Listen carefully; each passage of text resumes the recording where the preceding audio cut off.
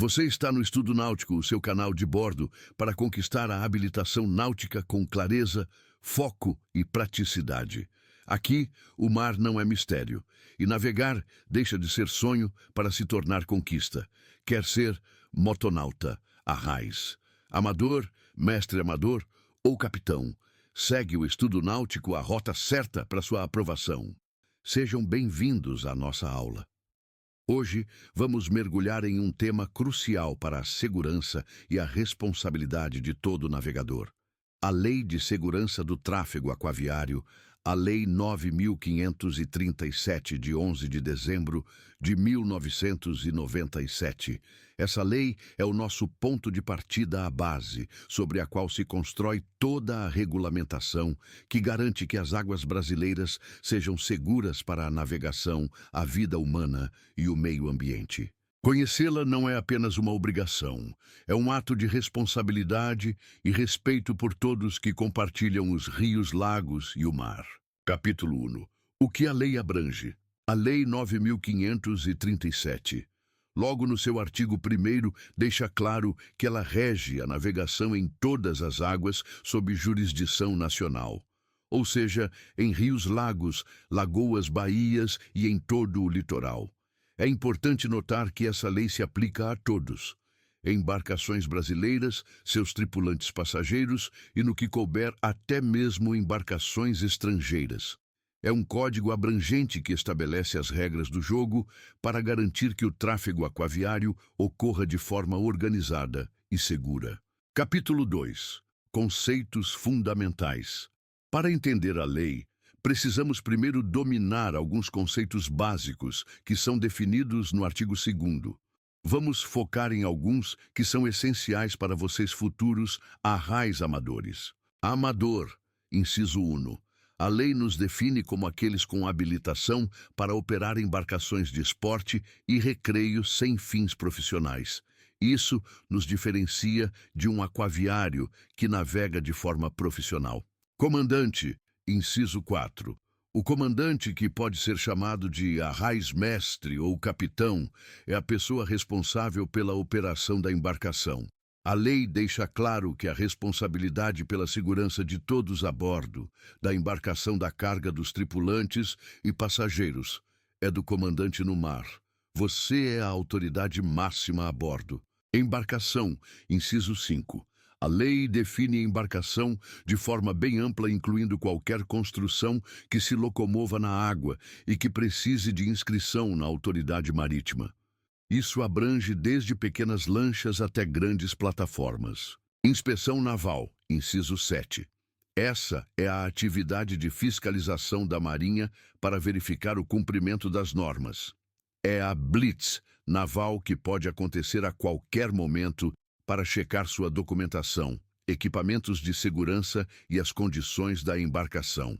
Navegação, incisos 11 e 12. A lei diferencia dois tipos de navegação: a navegação em mar aberto, em águas desabrigadas, e a navegação interior em rios, lagos e áreas abrigadas. Como arraiz amador, sua habilitação te permite navegar na navegação interior, o que nos leva a entender as nossas limitações e responsabilidades. Capítulo 3. Responsabilidades do comandante.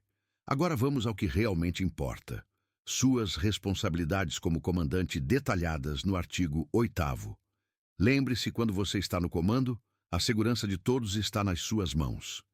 A lei exige que você, primeiro, cumpra as normas.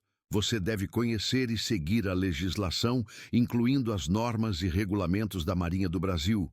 Segundo, mantenha a segurança. É sua obrigação garantir a salvaguarda da vida humana e a prevenção da poluição ambiental. Isso inclui a verificação de equipamentos de segurança como coletes salva-vidas e extintores. Terceiro, mantenha a disciplina. A bordo, sua palavra é a lei para manter a ordem e a segurança. O artigo 9 reforça que todas as pessoas a bordo estão sujeitas à sua autoridade. Se você descumprir essas obrigações, a lei prevê penalidades. Por exemplo, o artigo 4º fala sobre a obrigatoriedade de proteções em partes móveis do motor, Ignorar essa norma pode resultar em multa, apreensão da embarcação e, em caso de reincidência, até o cancelamento da sua habilitação. É por isso que é tão importante ter a embarcação em dia e sempre se preocupar com os itens de segurança. Capítulo 4: Medidas administrativas e penalidades. Por fim, a lei estabelece as consequências para quem não segue as regras. O artigo 16 lista as medidas administrativas que a Marinha pode adotar, como a apreensão do seu certificado ou da sua embarcação. Já o artigo 25 define as penalidades, que incluem multa, suspensão ou cancelamento do certificado de habilitação. O processo para a aplicação dessas penalidades é detalhado no capítulo 5º, garantindo o direito de defesa. A mensagem é clara. A Marinha leva a segurança a sério e você também deve levar. Vamos aprofundar um pouco mais em cada um desses conceitos para que a aula se torne ainda mais rica e detalhada, com foco em exemplos práticos que ressoem com a experiência de um futuro arraiz amador. Introdução ao detalhamento da lei. Na primeira parte da nossa aula, fizemos um sobrevoo pela Lei 9.537 de 1997, a lei que rege a segurança do tráfego aquaviário. Vimos a sua importância, a definição de amador e a sua responsabilidade como comandante. Agora, vamos aprofundar esses pontos. Vamos entender o que significam na prática as responsabilidades de um comandante, as fiscalizações e as possíveis penalidades. Preparem-se para um mergulho mais profundo na legislação que vai guiar todas as suas futuras navegações, o comandante e o poder. A bordo. Como vimos, a lei define o comandante como o responsável por tudo o que acontece na embarcação. O artigo 8º nos dá um roteiro de suas obrigações. Vamos imaginar uma situação. Você está navegando com amigos e percebe que um deles, empolgado com a velocidade, quer fazer manobras arriscadas. O que a lei diz sobre isso?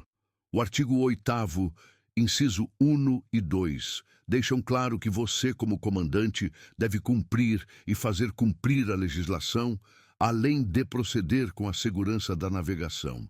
Isso significa que você tem a autoridade de barrar qualquer atitude que coloque em risco a vida humana ou a embarcação. O artigo 9º reforça essa ideia. Todas as pessoas a bordo estão sujeitas à autoridade do comandante. Isso é um respaldo legal para você. Se alguém se recusa a colocar o colete salva-vidas ou insiste em fazer algo perigoso, você tem a prerrogativa de intervir e manter a disciplina como previsto no inciso 3 do artigo 8º.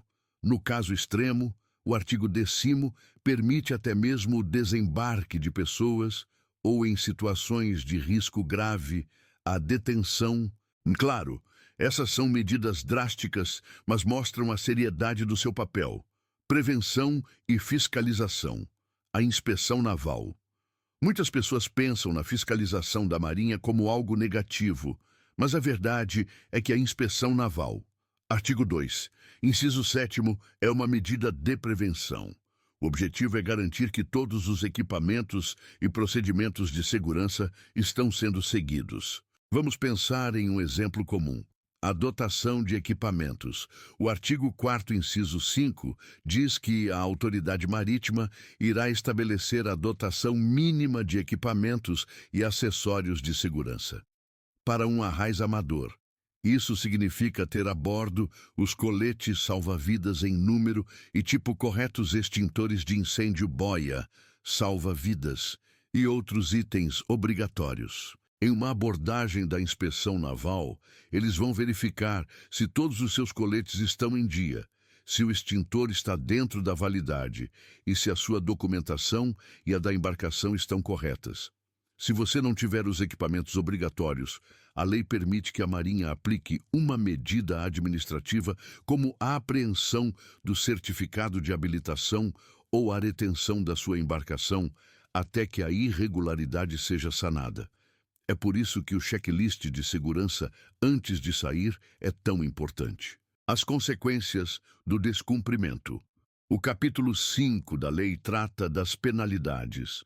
Ele esclarece que após um auto de infração e o devido processo administrativo com direito à defesa, as penalidades podem ser aplicadas. As mais comuns são a multa, a suspensão do certificado e, em casos mais graves, o cancelamento da sua habilitação.